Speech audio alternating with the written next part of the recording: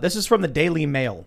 Pfizer CEO says a third COVID vaccine dose will be needed as soon as 6 months after someone receives 2 shots, and then people will be vaccinated annually. The reason I bring this up is first they said, it's 2 shots. They say it's 3. First said 1 mask, then 2. Fine, whatever. My point is not necessarily the amount of shots you have to get, I guess, once a year. The issue is the vaccine passports and the private requirements for you to carry around some form of digital identity that will allow you access and carry around your private records. If they're coming out now saying, well, you need 3. What happens if you get your vaccine and you're like, great, back to normal? Now you have your vaccine passport. We've normalized this. Then the CEO of a massive private corporation comes out and says, actually, you need 3. Well, now all the other private corporations, the Walmarts, the stores, the cruises, the airlines are going to be like, well, the CEO of Pfizer said it, so we have to update our rules because they're the experts.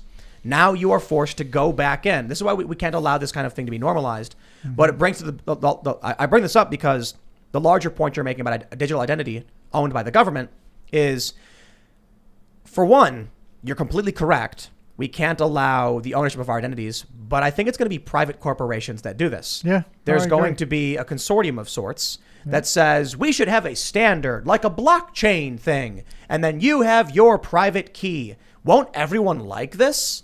Yeah. But then it's what decentralized because it's on the blockchain. Right. No, most blockchain projects are not decentralized. I'm here to tell you, folks, they're not really decentralized, not in the sense in which the DNS system and email and the blogosphere and Usenet, if you remember that, and many other things, the backbone of the internet is decentralized. Blockchain ain't decentralized in that way. This is why I think Bitcoin is actually a really great risk to freedoms. And I've said this for a long time. It'll be worth a lot of money because I think there's powerful interests that realize the power of Bitcoin in being able to track everything you do. It's beautiful. The artificial intelligence, the fact that the blockchain is public, they can track you. If you are using Bitcoin, you have started publishing your digital identity to a certain degree. Again, Bitcoin's very valuable. I have some. It's been skyrocketing in value, I think, for obvious reasons. It's useful for governments. But I remember going way back in the day when Bitcoin was first gaining some prominence. And I had some anarchist left friends, some anarchist right friends. And it was really the anarchist left weren't really paying attention to this stuff. The libertarian and ANCAP people I knew were like, this is amazing. We can have a system of value to exchange. The government can't track it. And I was like, dude, this is the most easily tracked thing ever. What are you talking about? And they're like, no, you're wrong. And I was like, wow. How is it that you have walked into one of the most easily surveilled systems and you don't realize it? So what happens when Bitcoin becomes a standard? It's skyrocketing in value. What happens when a Bitcoin, which has eight decimal points, becomes worth the equivalent of $1 million? You now have a digital international standard of easily tracked currencies that people will say it's decentralized to a certain degree. But if every massive major multinational corporation requires the use of Bitcoin, well, it's not really decentralized then, because this international consortium can simply say, we all agree we will not accept Bitcoin from Ian. This address, banned. And then any address associated with it, banned. All right. And because it's publicly exchanged, you will have to, there's ways to do it, but you'll have to then essentially launder your coins to another address and then to a different address, maybe using Monero or something, so that they can't publicly see your coins or associated with a certain address. But what happens if they say, if we track any of these coins going through any address, they're no good anymore? Well, then there's nothing you can do. Those coins are essentially defunct and they've excised you from society. It's hard to do with cash. With hard US dollars, you got paper money. It's valuable. You can hand it off to somebody. They don't know who had it or when they had it. I mean, they can track it to a certain degree. With Bitcoin, Ian's money could be deemed, all of the money in this address is now worthless, and anybody who trades in it will be banned from the network as well. And people will be like, I'm not trading with you, Ian. There's no way to get that money out. That's a beautiful system. I've never look. I understand the technology. I think Ethereum's brilliant technology. It's gonna do a lot of really great things. But people don't realize, you know, when the far right, as they say, started taking Bitcoin, news outlets started publishing the amount of money these people had. There you go. Yeah, I don't think using Bitcoin as a store of value is really the future. I think it's the smart contracts themselves and the ability to transact a token, a digital piece of information that activates a program. Well, that's Ethereum. Yeah, Ethereum. And right. That's brilliant technology. You can remove the middleman of the dude sitting there flipping the switch for you once he gets his paycheck. Like there's a lot that do that. EOS is another one. That's what the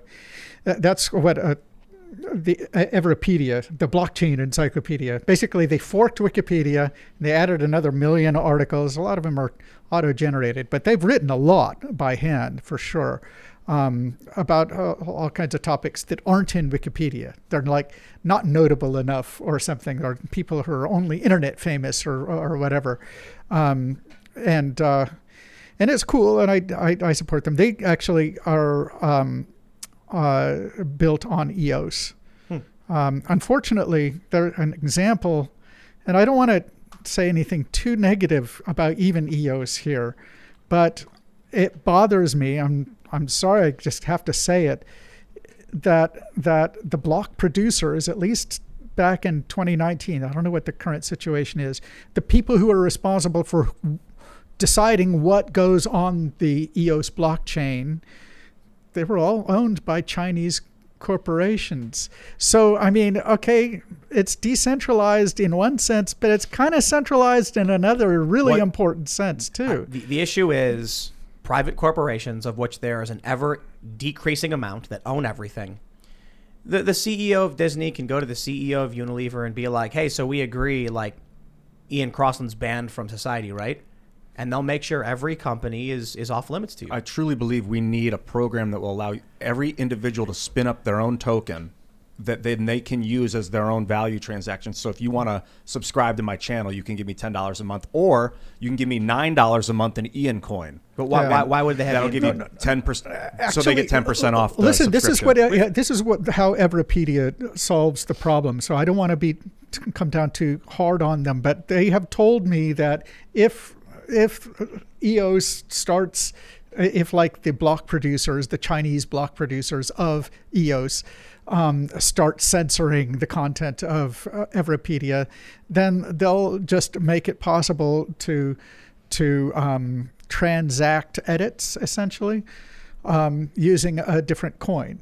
And that would be cool if we can trust them. I just don't like having to trust people when the whole system is supposed to not require trust. Right. That's the whole idea. It's supposed to be trustless.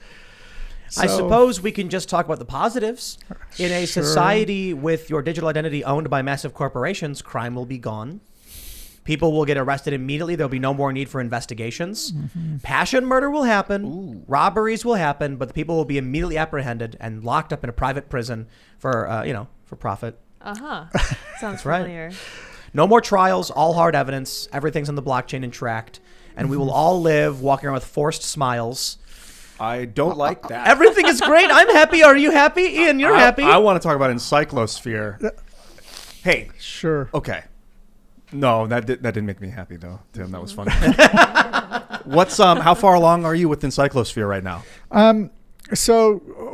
We've been laying the groundwork basically. A few different things. So we've raised some money, we've incorporated, and we've applied for 501c3 status. We've got 3 different software projects going. One is called FactSeek, factseek.org. It's just an encyclopedia meta search engine. It's not much, but it's useful for sure. Another encyclopedia meta search engine is, and these aren't owned by us. They're just affiliated with us. And the people who are working on those are people who are committed to helping to develop the standards for publishing encyclopedias. Let's see. The other one is called encyclosearch.org. And then we're also directly paying for the development. It's not encyclopedia related, but it's still decentralized, of a plugin for WordPress that basically it allows you to run your own microblog, so like your own Twitter feed that you own, nobody can shut it down, via a WordPress blog. So I'm already doing that on a website called startthis.org. But pretty soon that's going to be running a different theme. And pretty soon after that, there's going to be a plugin in addition to the theme. And in a later iteration, it's actually going to be possible for different blogs to talk to each other, and it'll look and act something like Wikipedia does, but it's all going to be transacted via blogging standards, the RSS and Atom standards. So like when I pull up one of your articles, I'll be looking at like the dog went to the zoo, and I'll be able to click on zoo and it'll take me, or like mouse over the word zoo and it'll like pull up like a... Well, no, I was just now talking about decentralizing social media using this WordPress plugin. If you're asking about the encyclosphere is so it's hard to explain, and I apologize. A lot of people aren't going to be able to get it on the first pass, and it's because it's complicated. I'm not accusing anyone of being dense. There's all kinds of brilliant people who need this explained several times. And that's not because I'm smart. It's because it's got a lot of moving parts, right? So the idea is we're building a network of encyclopedias, or another way to put it is we're building a way to network together all of the existing encyclopedias, and then for just ordinary people to add new content very easily and quickly. So imagine a search engine that covers all of the existing encyclopedias. Maybe it doesn't have all of the content of the articles, but at least it has the metadata, so it allows you to find really quickly and easily the best encyclopedia articles on each topic. That it might be something you would use to find articles instead of Wikipedia, if it were really good enough. Okay, what if, in addition to that, you had the ability through, say, another WordPress blog plugin to like just press a button after you've written your own one-off encyclopedia article and it's added to the same database. Then you wouldn't have to ask permission of anyone to add to this. And I think there would be all kinds of hobbyists and experts, and professors and researchers and all kinds of people who would be delighted to have an effective way of adding to the world's knowledge. And it wouldn't just like be buried way down in the search results of Google. It would actually be in a format that can be collected and redistributed in a zillion different ways by a bunch of different independent apps. See, so it's creating the technical infrastructure for people making lots of different competing apps that tap into the same body of encyclopedia articles.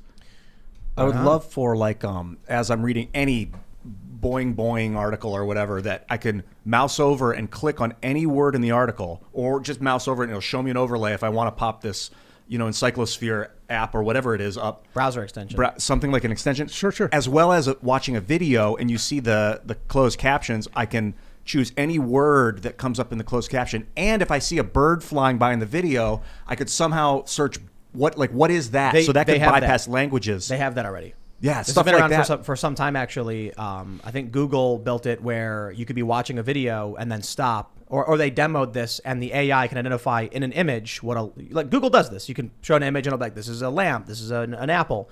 And so that was one of the ideas. You're watching a show, it could pause, and you could be like, what's that shirt? It would do instant Google image search and then show you the product, where to buy it. Different idea. One's an encyclopedia, right. One's a market. Thanks for checking out this clip from the Timcast IRL podcast.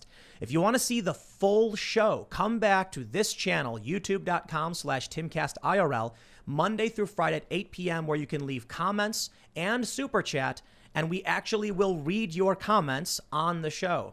Don't forget to like, share, subscribe, and if you want exclusive members-only content, segments you can't get anywhere else, go to timcast.com, become a member, and we even have full bonus episodes. Thanks for hanging out, and we'll see you all next time.